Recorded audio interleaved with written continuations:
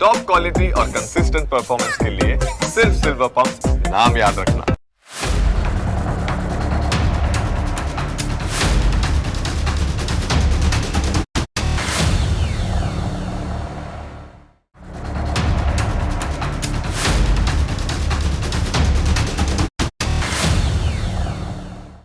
આપણા દેશમાં વક્ફ બોર્ડની મનમાની હવે નહીં ચાલે. વક્ફ બોર્ડે આઝાદી બાદ પણ મન ફાવે એમ જગ્યાઓ પચાવી પાડી છે. આખો મામલો વકફના રજિસ્ટ્રેશનનો છે. જોકે હવે ઘણી બધી વિગતો બહાર આવશે. આખી વાતને રજૂ કરતાં પહેલાં અમે એક ખુલાસો કરી લઈએ કે અમે વક્ફ બોર્ડની વાત કરીએ છીએ ત્યારે મુસલમાનોની વિરુદ્ધ નથી, કેમ કે વક્ફ બોર્ડે મુસલમાનોની મિલકતોને પણ પચાવી પાડી છે, સાથે હિન્દુઓની મિલકતો પણ પચાવી છે. એટલે જ દેશના લોકોનું રક્ષણ કરવા સરકાર આગળ આવી. વકફ સુધારા બિલ રજૂ કરવામાં આવ્યું, જે પસાર થઈ ગયું, જેના લીધે વકફ બોર્ડના અધિકારોને કાપી નાખવામાં આવ્યા, જેથી એ નિર્દોષ લોકોની મિલકતોને પચાવી ન પાડે. વકફ કાયદો બનાવ્યા બાદ લઘુમતી બાબતોના મંત્રાલયે ઉમ્મીદ પોર્ટલ લોન્ચ કર્યું હતું. વકફ કાયદાની જોગવાઈ મુજબ 6 મહિનામાં વકફ બોર્ડની પાસે આખા ભારતમાં રહેલી મિલકતોનું રજિસ્ટ્રેશન કરાવવાનું હતું. આ બિલકુલ ફરજિયાત હતું, એમાં કોઈ મીનમેખ ન ચાલે. રજિસ્ટ્રેશન કરાવવા માટેની મુદત શુક્રવારે જ પૂરી થઈ ગઈ. એમ છતાં લાખો વકફ મિલકતોનું રજિસ્ટ્રેશન જ કરાવવામાં આવ્યું નથી. અત્યાર સુધીમાં 1.51 લાખ વકફ મિલકતોનું રજિસ્ટ્રેશન કરાવવામાં આવ્યું છે. વકફ બોર્ડના રજિસ્ટ્રેશનમાં કેટલાક રાજ્યોએ સારું કામ કર્યું છે, જેમ કે કર્ણાટકમાં તો 50,000 વકફ મિલકતોનું રજિસ્ટ્રેશન કરવામાં આવ્યું છે. પંજાબ અને જમ્મુ કાશ્મીરમાં સારી સ્થિતિ છે. અનેક મોટા રાજ્યોમાં રજિસ્ટ્રેશન પૂરતા પ્રમાણમાં કરવામાં આવ્યું નથી. વકફ બોર્ડની મિલકતોની રખેવાળી કરનારાઓ કહે છે કે પોર્ટલનું કામ બરાબર નથી. જુદા જુદા કારણો આપવામાં આવ્યા, જેને લઈને ભારત સરકાર સમક્ષ રજૂઆત કરવામાં આવી કે તમે 6 મહિનાની મુદત વધારો.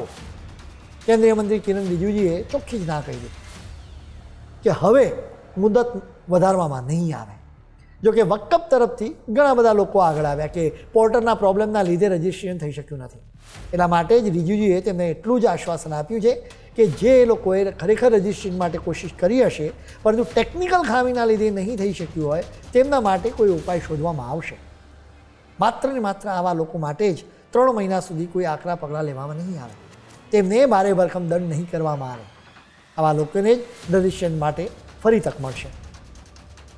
હવે જે લોકોએ અત્યાર સુધીમાં કોઈ રજિસ્ટ્રેશન જ કરાવ્યું નથી, એના માટે કોઈ કોશિશ જ નથી કરી, તેમને વકફ ટ્રિબ્યુનલમાં જવું પડશે. તમને ખ્યાલ હશે કે વકફ કાયદાની વિરુદ્ધ કેટલાક લોકો સુપ્રીમ કોર્ટ પણ ગયા હતા. સુપ્રીમ કોર્ટે સ્પષ્ટ આદેશ આપ્યો હતો કે વકફ મિલકતોના રજિસ્ટ્રેશન માટે વધુ એક્સટેન્શન આપવામાં નહીં આવે. એટલે જ વકફ મિલકતોના રજિસ્ટ્રેશન માટે વકફ ટ્રિબ્યુનલમાં જવું પડશે.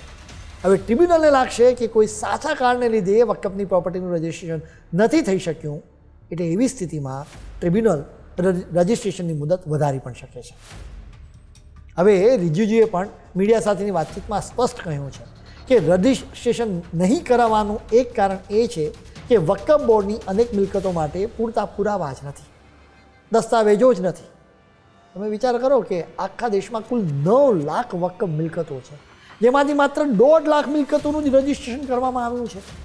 હવે આ રજિસ્ટ્રેશન માટે આપવામાં આવેલા દસ્તાવેજો પણ સાચા છે કે નહીં એની કોઈ જ ગેરંટી નથી. એના માટે જ વકફની મિલકતોની પોલ ખુલશે, એ સ્પષ્ટ છે. ભારતને આઝાદી મળી પછી સૌથી પહેલાં 1954માં વકફ કાયદો પસાર કરવામાં આવ્યો હતો. 1995માં નવો વકફ કાયદો લાવવામાં આવ્યો. એ સમયે પીવી નરસિંહ રાવ PM હતા.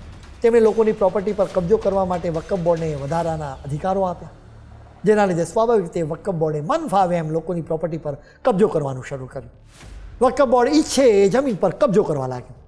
વકફ એક્ટની કલમ 3 મુજબ જો વકફ બોર્ડને લાગે કે કોઈ જમીન ઇસ્લામને સંબંધિત છે તો એ તેની સંપત્તિ છે. વકફ બોર્ડને એમ લાગે એટલું જ પૂરતું છે. એના માટે હવે કોઈ પુરાવાની જરૂર નથી. જો વકફ બોર્ડ માની લે કે તમારી સંપત્તિ તમારી નથી બલકે વકફ બોર્ડની છે, તો પછી તમે અદાલતમાં પણ ન જઈ શકો. તમારે વકફની ટ્રિબ્યુનલમાં જવું પડે. જો તમે ટ્રિબ્યુનલને તમારી વાતથી સંતુષ્ટ ન કરી શકો તો વ્યક્તિને જમીન ખાલી કરવાનો આદેશ આપવામાં આવે. ટ્રિબ્યુનલનો નિર્ણય અંતિમ રહે છે. કોઈ સિવિલ કોર્ટ વકફ ટ્રિબ્યુનલના ચુકાદાને બદલી શકતી નથી. 2013માં કોંગ્રેસની આગેવાનીવાળી ગઠબંધન સરકારે આ કાયદામાં સુધારા કર્યા.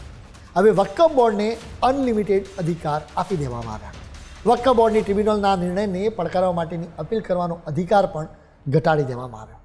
વક્ફ બોર્ડને અનલિમિટેડ અધિકાર મળ્યા એટલે સ્વાભાવિક રીતે એણે એનો દુરુપયોગ કરવાનું શરૂ કર્યું હતું. આવી સ્થિતિમાં સ્વાભાવિક રીતે વક્ફની પાસે એની મિલકતોના યોગ્ય દસ્તાવેજો જ ના હોય. આપણે આશા રાખી કે તમામ વક્ફ મિલકતોનું યોગ્ય રીતે ચકાસણી થાય. જે લોકોને અન્યાય થયો છે તેમને તેમની મિલકતો પાછી મળે.